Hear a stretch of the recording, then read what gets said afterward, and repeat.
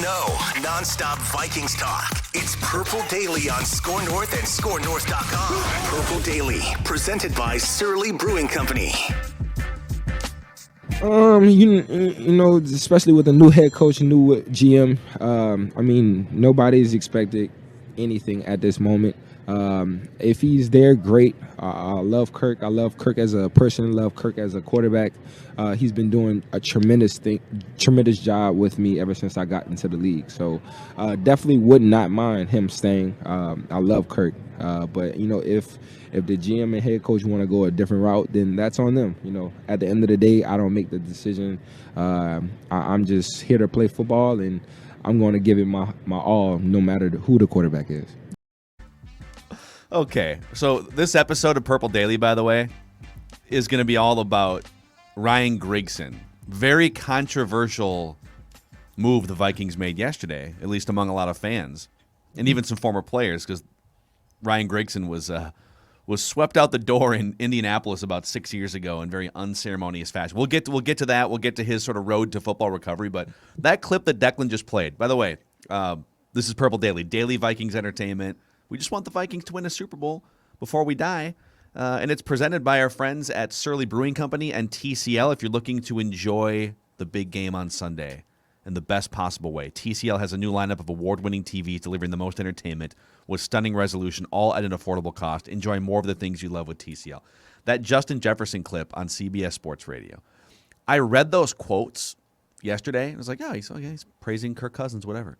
When you listen to that soundbite, I mean, I'm just like writing down words as he's talking.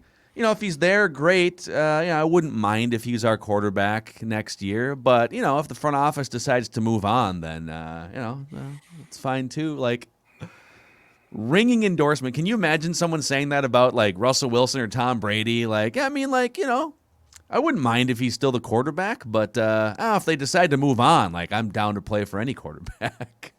It's clear that Justin is very, very adept, very good at praising over the top and sincerely guys he loves, right? Like, go back and when he talks about Joe Burrow, it's like Joe Burrow, ride or die, and it's genuine. It's also clear that he does a very good job of not criticizing or hurting the feelings of those that he likes. They're fine. And like Kirk and Zim fall into that. Like he doesn't say, "Thank God Mike is gone. We can finally run an offense that looks like what the Bengals, got to the Super Bowl with."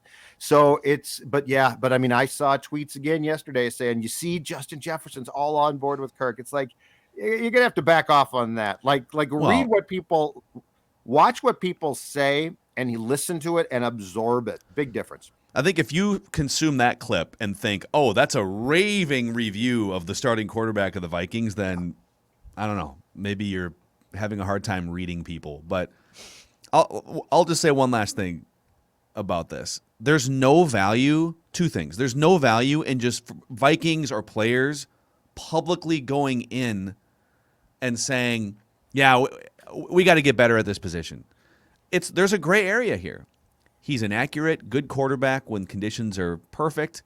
He's not like a cancerous teammate, although some would argue the vaccine stuff last year divided the locker room to some extent. But how many times for you guys, the audience, have you worked with people in your careers, in your line of work? You didn't hate them. You didn't think they were garbage at their jobs. But it's like, I just need a little more. I think, in moments of crisis, I need you to be the leader.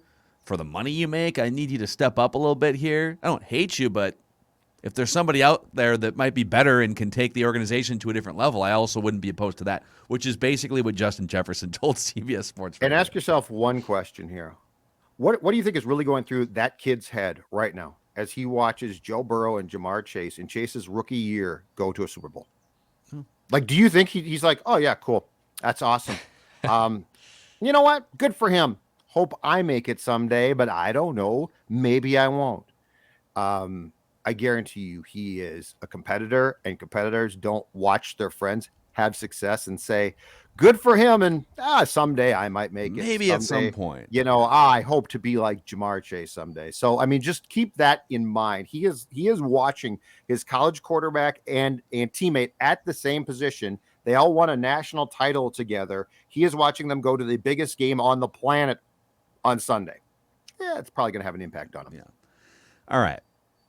Let's talk about Ryan Grigson here. So that news came down yesterday, and the Vikings have, I think they kind of know, hey, from a PR standpoint, you're going to have to couch this one. You're going to have to come with some positive reinforcements here, because people remember Ryan Grigson as the Colts GM from 2012 through 2016, overseeing the first 5 years of Andrew Luck's career. Now, on one hand, he took a 2-14 team, brought them to 11-5 for 3 straight seasons, and a trip to the AFC Championship game.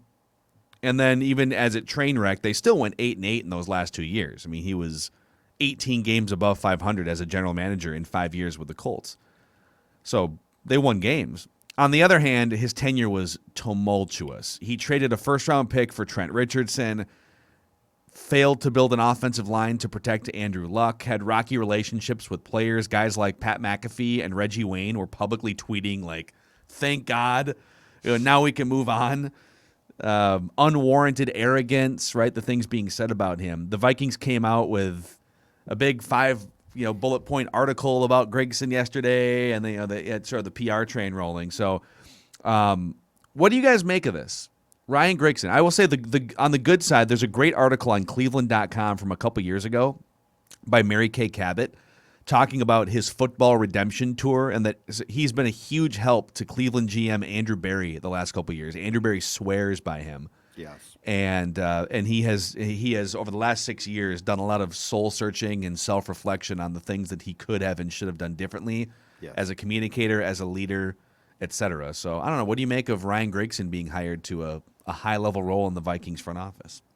My first question is, what is the role exactly? Because it's described in the press release, you guys, as senior personnel position. So, like, is that going to be like a day-to-day? He's at TCO, consulting with Kwesi.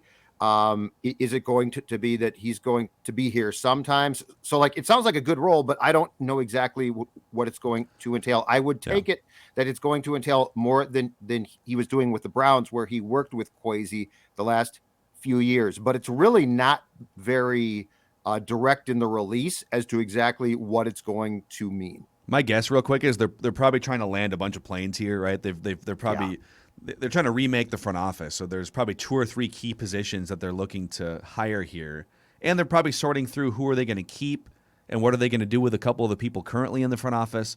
So they say, all right, Ryan, you're one of like 3 people we're going to bring in here. We don't know exactly what you're going to do, and he's saying, I don't care. I want. He's been an advisor for the Browns the last couple of years, with the Seahawks, I think, before that, and so I think the question is he going to be an advisor who's just like a sounding board, or is he going to be like in the building on a daily basis? Yeah. And then if he's in the building on a daily basis, what has he learned about relationships and some of the mistakes that happened at the end of the Colts run? Well, Pelissero, too, said that the Vikings will determine the full structure of their personnel department under Kwesi after the draft. So Ryan Grigson, along with co-directors of player personnel Ryan Mullins and Jamal Stevenson, are all expected to have big roles. So I know Grigson basically had an ugly ending in Indianapolis. He had Colts players tweeting at him it was ugly, but I do believe like there's room for growth there. And also, I think, just quick judge of character from Adolfo Mensa, I don't think he would hire a buffoon I don't think he'd bring in some buffoon just to help him out here. I think Grigson's really learned from his mistakes, and if he's not the one making the big time decisions, great. But is he a sounding board? To our big grand scheme question, what is the exact role of him? Because if he's just in the room and helping out, great. But is he the one who's helping pulling the trigger and loading the chamber on a decision? I don't know yet. So the last sentence of the Adolfo Mensa quote in the press release, so it's a statement, reads, as a former GM in the National Football League, Ryan offers complementary skills to help me in my transition in becoming GM and brings energy and humor to the room. First of all, never seen a press release from a football team in my life that references the ability of the guy to tell jokes, basically. But they're doing that because the perception, even the photos of him, like the perception of the photos of him are like he's this gruff, arrogant football Sopranos man character, and they're trying to say no, he's actually like pretty funny. Exactly. I know there's he's a lot big of dad pressure. joke guy. Big dad joke. We're guy. on the clock, but have you guys heard the one? Duck walks into a bar. I mean, you gotta listen to this one. So, but yeah, I guess my question is, what's his role? What has he learned? But then again, if his role is, well, he's sort of important, but not truly, that might not be a huge factor. And then Dex's point is an intriguing one, because this happens with certain teams that make changes all of the time, which is you don't fire scouts or important people. You keep them through the draft. And then like a week after the draft, you fire guys leave. So that's the draft is not going to necessarily be indicative of what the Vikings are going to look like. I would guess that from a front office structure standpoint too, we're still going to have them at some point in time. Adolfo Mensa is going to hire some sort of assistant GM as well. I am almost positive Brzezinski stays, but beyond that, I bet they change a lot. And Phil, if Rick Spielman ends up taking that job in Jacksonville, he'll probably poach a bunch of his people back in Jacksonville. God help him, but he probably will. So what did baby corn say to mama corn? What's that, Ryan? Where's the popcorn? With the 12th pick, the Vikings. Why are you guys laughing? Greggy just told a joke. Greggy's going to tell a joke. Okay, where do you learn to make a banana split? Where's that? Sunday school. Oh my God! Thank you. Oh my God! Yes. He All right, brings us now to the round 2 draft board. Yep. Hey, the game is done, but Vikings fans, stick around. Ryan Grigson's going to be doing a set post game of his comedy stylings, The Griggy Show. Okay. Where do boats go when they're sick? I don't even want to the dock. To the dock. The boat dock. Ryan Grigson, ladies and gentlemen, Ryan Grigson. Let's have a round of applause. Declan's about to leave. I don't blame him. I'm trying to play along with your grand point, which is the jokes being told at TCO. Spielman sucked at jokes. So, I mean, this is going to be good stuff. He should do Grigson. Apparently, Grigson does. I'm reading this Cleveland.com article from a couple years ago. He does impressions of coworkers. Yeah. Like, it's one of his big things is like, which I read that to be like, so he makes fun of coworkers behind their back. So that's not a very good thing. That's basically what it said, too. But so I'm just going to read you a couple graphs here from this Cleveland.com article about his football redemption tour. So after he got fired, he was rocked to the core. Grigson knew he had to change. First on the list, completely transform the way he dealt with people, specifically lead from the heart. Quote, once you step into a crucial conversation to where there's potential for it to get hot, let the other person know you're speaking from the heart. It just disarms everything. Then both people can feel safe in the conversation, and that person can understand that you're truly, really coming from a place that's good. I mean, I don't know. Therapy, however he landed on that, that's definitely a good way to communicate with people. When Grigson saw how the Colts players viewed him, he took it to heart. Quote, it's funny how you get something pointed out to you, and then you're like, geez, why in the hell did I not do that before, he said. Because really, it's that easy for me.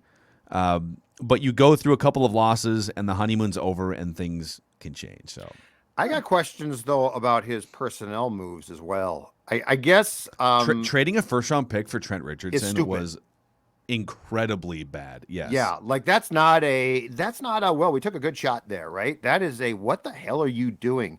And he claims now in the story that you're talking about, Phil, that he had a bunch of GMs who would call him basically as a sounding board, which to me is him basically trying to say I'm still a big deal. But he claimed that when it came to the O-line, he was like, from now on, we should take guys and blah, blah, blah. Those are things I'm more curious about. Like if Adolfo Mensa, like if Grigson's a jerk or something, I really don't care because like he's not going to be in charge. So it's not like, I'm a people person, damn it. It's like, okay, don't be a jerk. I'm more concerned about if Kwesi bounces something off him, has he adjusted his views truly personnel wise? Because you're exactly right. The Richardson trade, it's not just like that's sort of a weird trade. That's like a first guess. What do you do? Like, you can't do this. Yeah, and it's not. I get at the time he thought that no one knew that Trent Richardson was like the bust that he wound up being. So I think in terms of buying low on a guy that was amazing at Alabama and was a top 5 pick in the draft, right? But to me, it's an indictment on his ability to understand positional value. That's exactly what. Yes. Like you can. Yep. I'm okay with trading first round picks for an edge rusher, first round pick for a quarterback, first round pick for a lockdown cornerback, like the Rams did didn't they trade a first round pick for Jalen Ramsey, right?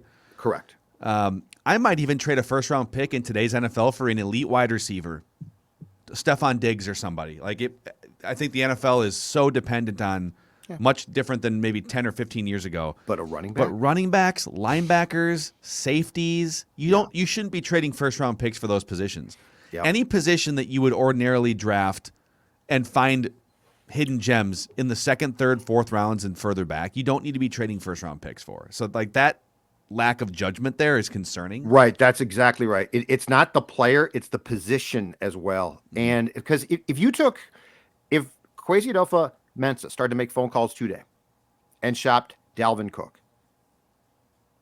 I think the most he could hope to get would probably be a third round pick. Like he ain't getting a first, might get a second. I wouldn't give you a second. A third I would. But so that's where that is such an objectionable bad move that and I am concerned that this guy Grigson is going to be a guy that Kwesi, who is not experienced certainly in this job, is going to rely upon. I don't need you saying, "Oh, that running back. Oh man, I don't know. He's pretty damn good." So I continue to say this, and I will. I am excited about the direction of this team because I am eager to see where they are going. I am in no way, shape, or form saying I am 100% confident that they're going to make the right moves. I don't know yet. We don't know. I am eager and excited because I was tired of the previous administration, and I think that the Vikings made positive changes. Did they hire the right people? I got no clue. We got no clue. So like I got a note today from a guy saying, you guys got to pump the brakes on your enthusiasm for this and that. And I sent the guy a note back. I said, this is not a me saying, oh, it's going to be all great. This is me saying, I think that this opportunity is awesome. I'm also okay with hiring different types of people than so Kwesi is younger, great communicator, gregarious, comes from sort of an analytical Wall Street background. I'm okay with him hiring grizzled football, former GM, maybe a little more rough around the edges, not the best communicator. And the fact that Kwesi has been open, if not flat out vouching to hire Jim Harbaugh and Ryan Grigson is a really good sign, I think, for his ability to understand, all right, I can't just get a bunch of people that are just like me and think just like me and have the same background as me and the same age as me. I love that he's willing to take some risks here to get smart people in the room. And that is one distinction I will make here on Ryan Grigson. This is my sort of last thought on Ryan Grigson. People are painting him as this garbage, awful general manager because of bad offensive lines with the Colts, because of that Trent Richardson trade, and those are definitely red flags. And then the way they communicated with people. He's also spent a long time as a trusted NFL personnel man, and they won a lot of games in Indianapolis. Now, of course, Andrew Luck helps. He's an excellent quarterback leader, So I think his mistakes are being overblown and mischaracterized as him being some buffoon that should never work in football again. The fact that Andrew Berry with Cleveland basically used him as kind of a ride or die advisor and they're on the phone at 2 a.m. on a regular basis. You're not just doing that with a buffoon as they build the first winning team in Cleveland in 20 years, essentially, right? So Matthew Stafford. You guys have any other thoughts on Grigson? Because I got some stuff on O'Connell here we can get into. Nope. Okay. Which we'll get to in a second. After I ask you, how can you tell if a tree is a dogwood tree? I don't know, Phil? Ryan. By its bark. Oh. Yeah, he'll be performing after the Steelers game in 2 weeks as well. If you want to get your tickets now for your post-game Ryan Grigson comedy special at What do you US call Bank a Stadium. What do you call a fish with no eye? FSH. You like that one? Wow. That's pretty good. Wow. That's pretty good. What does garlic do when it gets hot? What? I'd like a little more enthusiasm from you there. What? What? It takes its cloves off. Hey, everybody. Actually, I like that. And now it's time for a mock draft simulation. Next up on the stage, Kevin O'Connell. Welcome to the stage. Hey, Kevin, what do you got for us? Okay, but Matthew Stafford had some really interesting things to say about Kevin O'Connell. But let's cheers to the big game. I think I know what Judd's going to be drinking on Sunday. I think I might have an Do inkling. you really know? Because here's the thing. I got great news.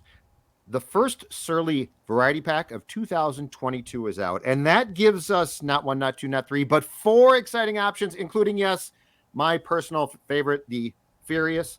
But I also want to talk about, just briefly here, the hyper modern Idaho 7 IPA. Let me give you the ingredients, the taste. It brings the tropical citrus divide with notes of melon, pineapple, and tangerine. And now you're saying, what does that taste like, Judd? And I'm going to tell you right now. I had a few a couple days ago. It is delicious. So get out there before the big game. Get to your liquor store and ask for the Surly variety pack. You will be happy that you did. Also, speaking of Surly, and I apologize for I screwed this up early in the week when I forgot to give out promo codes. But if you want to hang out with us, so we're gonna do a bigger event at Surly later this year, but we're gonna do just a small little sort of impromptu thing at 4:00 at Surly on Saturday, February 19th. You can get a tour of the brewery, hang out, talk some purple with us, and so we're awarding 5 winners and plus ones. And you can enter through the Score North app. You must be 21 or older. Just open up the Score North app, go to Listen to Your Rewards, and you'll see the Surly Brewing Company contest, if you will. And today's promo code is PINT. So PINT is the promo code to enter to get in on the action. So come hang out with us. And Love a good pint. Come listen to my stand-up career. No. And he'll try. Don't listen. No, walk away. Walk away. He's no Ryan Grigson. Matthew Stafford was quoted as saying, and this is from Andrew Kramer, Star Tribune, Kevin O'Connell has been spectacular. His demeanor and his ability to communicate and get to know guys on our team and demand a lot at the same time, I think, is something that will serve him well. So, and again, like Stafford's not going to trash him or anything, but this seems like a very genuine, over-the-top, like using words like spectacular and talking about his ability to communicate and demand things. The more I hear and read about Kevin O'Connell, the more I love it. I was never like cold on the hire, but I had to be sort of talked off the Jim Harbaugh excitement. And the more I consume about Kevin O'Connell, and the more you talk to film junkies like Boone, who shows us the scheme of that Sean McVay, Kevin O'Connell offense, it's like, from a communication standpoint, a scheme standpoint, putting players in the best position to actually maximize their talents, like, there's a lot to like here. I am far more excited by what Boone displayed, I believe, in the 4 plays than quotes, because like players are going to say what for the most part, the transparency is going to be very small. So, and it's hard to tell where false praise and like genuine, oh, I love this guy or this coach starts. But what Boone showed us to me is the most important thing, because our complaints, which I think were valid, about this offense has all this talent, and percentage wise, they were probably firing on what, 30%, like as far as go time, as far as like, you should do this 30%, 40 tops. And that's probably very high. So what Boone showed us in the plays that he displayed and went through on Tuesday's show, to me, is what I'm excited about. I'm excited to see an offense that can take what is clearly talent. Like there's never been a debate. Well, the guards, yes, there's a debate there. Center, yes. But as far as the flat out skill position guys go, and can you take those skill position guys and confuse teams and devise plans? I never want to hear again, we couldn't do this. We just couldn't. Too deep, can't do it. Like I was so disgusted by that. Like this is the National Football League. That's not an excuse. You can't just say it got taken away and we were done. That is the safe play that's done by people who are afraid of success. And in the Vikings case, they were afraid that the offense was going to screw a defense that stunk. Think about how ridiculous. Dude, it's so backwards. That is. Now I am also not in the camp of saying Zimmer was the devil and he's gone and thank God. Mike was a problem. There are other problems at the end. Mike was a problem at the end. Right. But I'm just saying I'm tired now of, well, Mike's gone and it's all going to be fine. Yep. We don't know that for sure, but you're going to offensively give yourself a shot. That's what excites me. Yep. This team has been, think about the last 4 years. Like, yes, the defense has not carried the load the last couple of years like it should, but right. The offense has underachieved. We outlined this on yesterday's show. The offense rarely takes big separating leads on teams. Well, what about the Steelers game? The defense blew that. Well, yeah, the defense was bad in the second half of the Steelers game. The offense stopped moving the ball in the second half of the Steelers game, too. Like, very rarely have the Vikings had an offense under Mike Zimmer and Kirk Cousins that has been throttled down for long stretches. It's always been little throttle here, back off, sputter, lead the league in 3 and outs, right? And then, of course, when they actually had great defenses, 2017, and then with Kirk, 18, and 19, they had a good defense, too. Yep. The offense doesn't come through in the moments that it needs to. It's like getting everything to be cohesive going forward and clicking at the same time is a huge key. And if Kirk does stay, we now find out for sure. Like we won't have debates now about its coaching, offensive line, blame them. We will now find out for sure. Yeah. Which is fine. Absolutely. Yep. But I am confident. The one thing I think I know is that as far as the schemes and systems that this team is going to run offensively now, it's going to be at least the right decisions. Yeah. Hey, thanks to our friends at Federated for helping power Purple Daily and Mackie and Judd on a regular basis.